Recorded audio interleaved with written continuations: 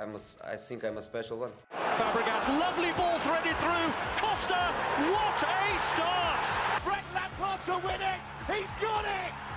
He's done it! The greatest night in the history of Chelsea Football Club.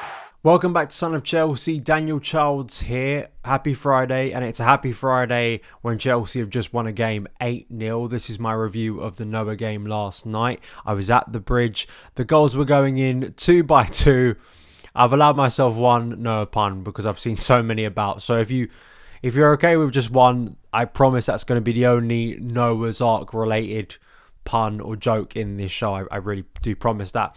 I think that the result itself, or the size of the result, was not overly shocking. I did think a 6-0 result could be there. I think it was more the case that the goals were racked up so quickly in such a short period of time that Chelsea were leading literally 6-0 at half time that, I think that it was, unexpected to see that dominant a performance, a team implode so quickly at Stamford Bridge, the ease to which a very heavily rotated and at times almost structurally dysfunctional Chelsea team were able to so easily bypass an opponent like that, and kind of reflects how strong Chelsea are in this particular competition.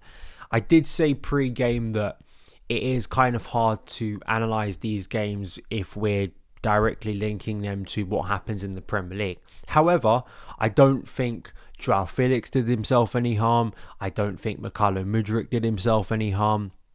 Even Enzo Fernandez, who got taken off at half time, did set up quite a few goals in that first half. I think most of them were from corners, where Chelsea were very effective against a side who were just incapable of defending against our set-piece threats. So, all round it was a casual, comfortable evening.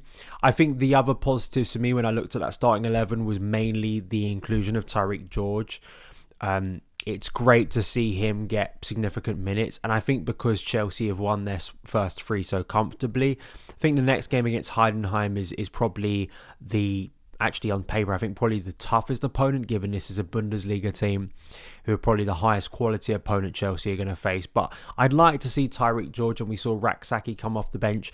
I'd like to see a bit more of that from Enzo Maresca. He has license to. It's quite clear Chelsea are going to qualify quite comfortably for the knockout rounds. They're going to finish in the places in this new league format. To do that, you have the license to. The team is clearly strong enough to comfortably win all of these games. I think it's the right time to give a player like Tyreek George those minutes. We did see Connie Chukwuemeka. I spoke a lot in my pre-match ramble about Connie Chukwuemeka. Unfortunately, he didn't start. He did come off the bench, which was, I guess, positive to see. I personally can't see Connie staying here that much longer. I was having a conversation with my brother about it, who I went to the game with last night, and I think we both kind of agreed that if it continues with Connie, and you hear reports as we did during the summer that AC Milan is sniffing around, I'll see him moving on. So let's look more kind of in detail about the game. So the starting 11, it was quite weird, but I think it was a little bit of trying to get as many fringe players in the team as possible. I like the fact that both Guiu and Christopher Nkunku were able to start in the same team, because, Guiu is one of those players who's not touching the Premier League starting 11, and when we do have a B game, it's Nkunku who's taking that first team spot. So it's nice you get both of them in the starting 11. Disasi, Tosin, Badiashile, we expected that. Renato Vega, Enzo Fernandez, Tyreek George, Mudryk, Joao Felix, Nkunku, and Mark Guiu, obviously Jorgensen in goal. And of course, it did start a little bit shakily. And to be honest, when you actually looked at the numbers, I think in the end it was something like 7 shots on target for Noah. And I think that was partly because Chelsea really had no midfield structure, but it didn't really matter. Of course, Vega went into there. You'd sometimes see one of the centre-backs move into there. They nearly did score with one of the first opportunities of the game, but I think it was very telling that literally Chelsea's first attack led to what should have been a Joao Felix goal. I mean, he could have himself had a hat-trick last night with that first opportunity that he somehow scuppered. Really fast move, breaking down the right wing with Tyreek George's pace, and I thought it was a brilliant ball across the box so that Felix should have scored. But luckily for Felix and for Chelsea that night, it wasn't a reflection of how his finishing was going to go for the rest of the night. And very quickly, the set piece, Tosin scores the first one, nice header. The second was terrible error, but I think Mark Guiu, one of the things we've seen so far in his Chelsea career is that he's a good presser. He's someone that is alert. When a ball is loose, he's going to hunt it down, and that was the perfect time to do it. And really happy for Mark Guiu because it's his first Chelsea goal. He should have had it against Servette. Maybe that has been playing on his mind, given that he hasn't played a lot since then for Enzo Maresca. And from there, I mean, I think that goal in itself was kind of quite defining, because I think from there you could sort of tell that it's going to be quite a simple night for Chelsea. And then third from Disasi, another set piece, another easy header. The fourth from Joao Felix was, again, Noah giving the ball away in a really stupid area. They continued to try to play out from the back, and Chelsea just had the quality to hurt them. But really comfortable, classy, composed finish by Joao Felix, who's making this competition really his own so far in terms of scoring and in terms of impacting things. That's going to help his case, absolutely. Mudryk and Mudryk, goal of the night, undeniably. It sets up onto his right foot, and I mean, stunning strike. You could see from his facial expression after, maybe he was a little bit surprised it went in that well. Of course, then we had another Joao Felix goal just before the stroke of half time, which did make it 6-0. We saw subs at half time: Drewsbury and Cesare Casadei coming on for Mark Guiu and Enzo Fernandez. I'm not quite sure about taking Mark Guiu off unless it's a fitness thing. I mean, I think that what's the harm in giving him more minutes? He's probably not. It's very unlikely he's going to feature at all against Arsenal, and then we have an international break. I just didn't quite understand it. I guess it is trying to share minutes round in the first team squad, but I don't know. And as well, it kind of felt to me like that classic, a team is so dominant in the first half, maybe out of respect, maybe out of complacency, maybe out of just the game's won, we don't have to stress and kind of exert ourselves more here. Of course, the second half was a lot tamer, and eventually we get an Nkunku goal that's well finished. It was nice to see him score, and of course the penalty after that was ruthlessly finished by Nkunku as well. Interesting, Simon Phillips reported this week, I think it was, and he was also talking about Fernandez, that representatives or, you know, people around them have started to scout out or think about potential exits, because Nkunku is another one that I sort of think that he can't just be a Conference League player, and it's not quite like you can seriously say that Nkunku has failed when he's been given big opportunities. The problem is he hasn't, and the problem for Enzo Maresca this season, I mean, whether you say it's a problem or not, I guess in recent form and the fact that Chelsea haven't won as much as they did in the first block of the season, that he's been unable to find an environment where you can get Nicholas Jackson, Nkunku and Palmer all in the same team. Which I understand. It's, you know, in terms of balance, in terms of what those three players want to do from an attacking point. Yeah, sure. I think all three of them are goal scorers and all impactful, effective attacking players. But of course, there is always a balance consideration. There's a width consideration too, in terms of if you have Nkunku and Palmer both in the team, two players who want to move centrally, then where is your width coming from? So I understand that, and maybe it is, you know, a classic Chelsea thing that I've seen, especially it feels like for most of my life, but especially in recent years, where recruitment being muddled eventually hurts some players, because Nkunku came in we signed him a long time ago.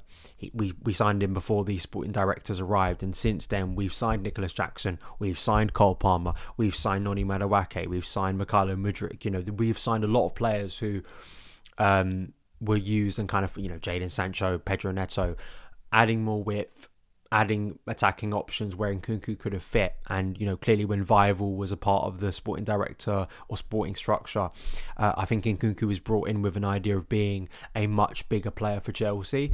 And it's kind of weird, he keeps scoring, but he's not a Premier League starter. The only way I can see that changing is if Jackson's form completely nosedives and then Nkunku comes in as number 9, which I think is a good option and I think would be nice to see. Palmer gets injured, which, you know, might be the case at least for Sunday, because of course Palmer's fitness is very much up in the air. Going to be recording my team selector later today, and that will be the big conversation going into the Arsenal game, whether Palmer is fit or not. Maybe that is where Nkunku finds himself a start, but then, you know, Joao Felix will say, I've just had a really good performance against Noah, so maybe I should be starting that game. So I feel like that's a huge conversation. So I don't know, I guess you guys can talk to me in the comments below. I guess, you know, Chelsea are going to comfortably breeze through this competition, at least in the first phase. In the knockout phase, I suspect the likes of Palmer will be included. And this is Chelsea's competition to lose. And I don't think I'm being arrogant by saying that. I think it's just an expectation. I think it's a fair expectation. You know, if I hear people talk about how amazing this squad depth is, it should be competent enough and capable of winning this competition. Of course, Noah are not going to be in the semi-final. You know, we are going to face tougher competition as this tournament progresses. But I think in terms of what I wanted this competition to be, I think with a little bit more minutes for players like academy players trying to homegrown players, my frustrations over Chukwuemeka not getting enough minutes, but really, you know, Maresca being able to comfortably rest his best players and being able to filter out minutes so that when that Premier League game comes around a few days later, he's got a fresh batch of players that he trusts. I think Marc Cucurella will come back into the starting lineup, but I'm sort of giving away the game of my team selector that's going to fit in for the Arsenal game. But what do you guys think? I think more the big question for me is who out of this team you think is most likely to feature if Palmer's not available. If you're going to make some rotation in the Premier League team, I think Felix was the standout for me. Based on last night, I think his finishing was really good. And, you know, I think in what is a game where Chelsea can't really win in the sense that they're expected to win heavily, I think he did the maximum. I think Nkunku and Mudryk scored an incredible goal, but I think his all-round game could have been a little bit better. I know that's being really harsh, but you know, we are talking about very weak opposition here, but he did still score an absolute worldie. And I thought pre-game Mudryk was the closest to breaking into that starting 11. He may still be, but I think Felix probably is the one out of those power rankings is probably closer. And kind of how the use of the rest of the squad is being managed in this Conference League, and whether you want to see Tyreek George start the rest of the Conference League games, because I personally would start both him and Connie Chukwuemeka in all the rest of the Conference League games, just to give them some form of consistent minutes. And I'd even look at starting Mark Guiu as well, because I think he should deserve some more minutes, and maybe see how he can flourish and develop this season.